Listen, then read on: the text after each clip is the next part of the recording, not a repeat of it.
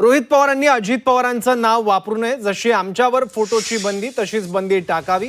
उमेश पाटलांचा रोहित पवारांना इशारा. रोहित पवारांच्या आरोपांवर एनसीपीने देखील पलटवार केलाय.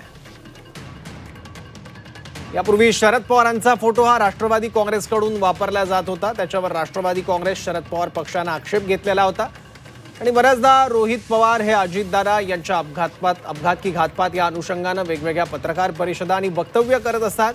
त्यामुळे ज्या पद्धतीनं राष्ट्रवादी काँग्रेस या पक्षाला शरद पवार यांचा फोटो किंवा नाव वापरण्याची बंदी आहे, निर्बंध आहेत, तशाच पद्धतीची बंदी राष्ट्रवादी काँग्रेस शरद पवार पक्षावर सुद्धा पर्यायानं रोहित पवार यांच्यावर सुद्धा आणावी, अशी भूमिका उमेश पाटलांनी घेतली आहे.